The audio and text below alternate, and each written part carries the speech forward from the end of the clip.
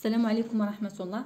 غادي نديرو ان شاء الله ليكتور الوحدة الثانية الأسبوع الثالث المجال لا في كولتوريل اي ارتستيك الحياة الثقافية والفنية الصفحة رقم 55. اوبجيكتيف الأهداف ليغ اي كومبروند يعني نقرأ ونفهم ان تكست ديسكريبتيف يعني نص اللي كيوصف لينا. اذا دائما وكالعاده قبل قراءه النص سنجيب على الاسئله ديال جوبسيرف اي جو ديكوفر الاحظ واكتشف. السؤال الاول كو ريبريزونت لي فوتو يعني ماذا تمثل هاد الصور هذه اللي عندنا هنايا. اذا كيف كنلاحظوا بان عندي هنايا دي زو يعني البيض، هنايا عندي دي بياس دور يعني قطع ديال الذهب، هنايا عندي دي مورسو دو سكر قطع ديال السكر، وهنايا عندنا واحد كنشوف واحد المراه اللي كدير الحنه في واحد اليد اون فام اون تران دو ميتر دو اني سور اون مان. اذا هادشي اللي غادي نكتبو في لا بروميير كيسيون. جو فوا دي زو يعني البيض هنايا، دي بياس دور اللي هما هادو، دي مورسو دو سكر قطع ديال السكر، une femme en train de mettre du henné sur une main يعني واحد المرأة اللي كدير الحنة في واحد اليد. je vois des œufs, des pièces d'or, des morceaux de sucre, une femme en train de mettre du henné sur une main. هذا السؤال الأول. دابا ندوزو للسؤال الثاني. à ton avis في نظرك de quelle cérémonie s'agit-il يعني إن حفلة اللي كيتحدث عليها النص.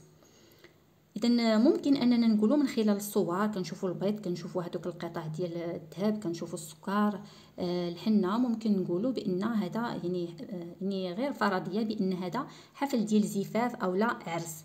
اذا ممكن نقولوا il s'agit peut-être، هاد peut-être غير ممكن، il s'agit peut-être d'un mariage ديال واحد العرس. هاد الفرضيه هذه حتى نقراو النص عاد غادي نتاكدوا منها. d'un mariage. دابا غادي نقراو النص. La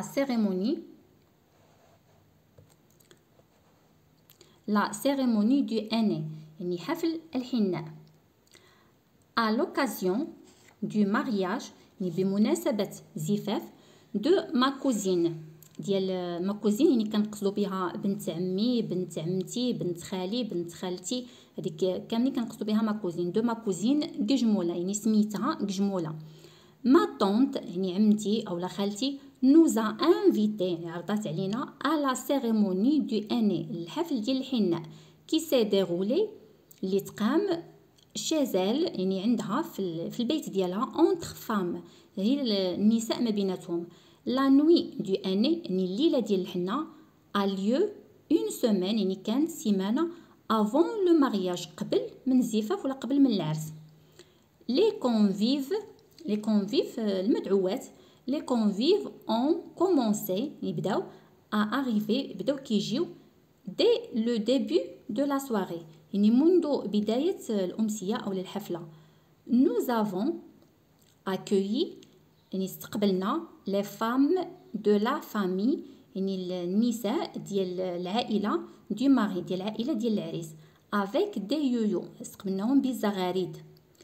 elles ont apporté يعني جابوا دي كادو جابوا هدايا اوفير مهدات par le mari يعني مهدات من طرف العريس ainsi que du sucre وايضا du sucre السكر des œufs البيض et quelques louises d'or وبعض اللويزات ديال الذهب. nous avons chanté يعني غنينا et dansé رقصنا ensemble مجموعين. maman m'a expliqué ماما شرحت ليا que le sucre السكر représente le bonheur يعني كيمثل السعادة. les œufs البيض le changement de vie يعني البيض كيمثل تغيير ديال الحياة de la mariée ديال العروسة لانها يعني غادي تغير الحياه ديالها، ما غتبقاش عايشه مع والديها، يعني غادي تمشي لدار راجلها، غادي تتزوج ودير ولاد، يعني الحياه ديالها غادي تتبدل. et que les pièces d'or القطع ديال الذهب apportent la prospérité كيجلبوا الخير والازدهار. cette soirée يعني هذه الحفله او هذه الامسيه de cérémonie marocaine ديال الحفله المغربيه s'est déroulée dans une ambiance يعني أقيمت dans une ambiance في جو très chaleureuse يعني في واحد الجو اللي دافئ et convivial وودي جو دافئ وودي et ma tante a tenu يعني عمتي أو خالتي كانت حريصة à ce qu'elle se passe يعني باش تدوز هاد الحفلة هادي dans le pur respect des traditions يعني في الاحترام لو ريسبي هو الاحترام التام ديال التقاليد لي تراديسيون اسويفغ يتبع لان هذا الجزء الاول دابا اللي قرينا الجزء الاول والجزء الثاني ديال هذا النص هذا غادي يكون في الاسبوع المقبل ان شاء الله. غادي نعاودو نديرو عاوتاني قراءه اخرى قراءه متأنية بطبيعه الحال. لا سيريموني دو اني لا سيريموني دو اني كيف قلنا هذا بان هذا الجزء الاول. À l'occasion du mariage de ma cousine Gijmoula, ma tante nous a invités à la cérémonie du aîné qui s'est déroulée chez elle, la liaison chez elle entre femmes. La nuit du aîné a lieu une semaine avant le mariage. Les convives ont commencé à arriver dès le début de la soirée.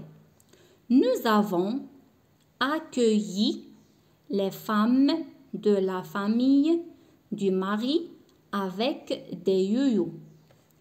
Elles ont apporté des cadeaux offerts par le mari ainsi que du sucre, des œufs,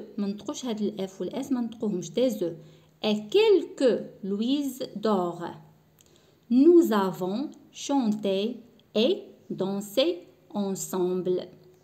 Maman m'a expliqué que le sucre représente le bonheur, les œufs, le changement de vie de la mariée et que les pièces d'or apportent la prospérité. Cette soirée de cérémonie marocaine s'est déroulée dans une ambiance très chaleureuse et conviviale. Et ma tante a tenu à ce qu'elle se passe dans le pur respect respect des traditions. À suivre. D'abord غادي نكملوا la troisième question. Je lis et je comprends. Je lis et je comprends يعني أقرأ وأفهم. La troisième question السؤال الثالث. Quand la cérémonie du aîné est-elle célébrée؟ يعني فوقاش هاد الحفل ديال الحناء يعني يحتفلوا بها. دونك ممكن نقولوا elle est célébrée une semaine avant le mariage يعني يحتفلوا بها سيمانة قبل العرس أو قبل الزفاف. Elle est célébrée une semaine avant le mariage. La question numéro 4. Où se déroule la cérémonie؟ يعني فين تقامت الحفلة؟ إذا ممكن نقولوا la cérémonie se déroule chez la mariée. يعني الحفل يقام في البيت ديال العروسة chez la mariée يعني في البيت ديال العروسة. La question numéro 5. Qui raconte l'histoire؟ يعني شكون اللي كيحكي هاد القصة هادي؟ إذا في الأول ديال لو تكست عندنا à l'occasion du mariage de ma cousine يعني شي وحدة كتقول بأن لو مارياج دو ما كوزين يعني هنايا بان بنت عمت العروسه هي اولا بنت عمها ولا هذا هي اللي كتحكي القصه كتقول ما كوزين كتقول بنت عمي ولا بنت عمتي. دونك غادي نقولوا سي لا كوزين يعني بنت عمت ولا بنت عم ولا بنت خال ولا بنت خالت دو لا ماريي ديال بنت خالت العروسه ولا بنت عمها كي راكونت ليستوار اللي كتحكي القصه. La question numéro 6. Je lis et j'écris. يعني أقرأ وأكتب. quel cadeau apporte la prospérité؟ يعني شنو هي الهديه اللي كتجلب الخير والازدهار؟ كوش لا بون ريبونس، غادي ندير علامه في الجواب الصحيح. واش دي سكر السكر هو اللي كيجلب الخير، دي زو البيض، اولا دي لويز دور، اولا لويزات ديال ديال الذهب. اذا بطبيعه الحال عندنا في النص لي بييس دور ابورت لا بروسبيريتي، اذا غادي نديرو دي لويز دور. La question numéro 7. Recopie la phrase. Recopie la phrase du texte qui montre que la famille du mari a été bien accueillie. يعني غادي نقولوا من النص الجمله اللي كتبين بان العائله ديال العريس تستقبلوا مزيان. إذا عندي الجمله nous avons accueilli les femmes de la famille du mari avec des yoyo. هذه هي الجمله اللي غادي نكتبوا nous avons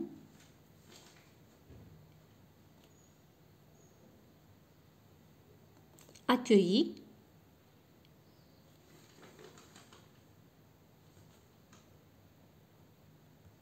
les femmes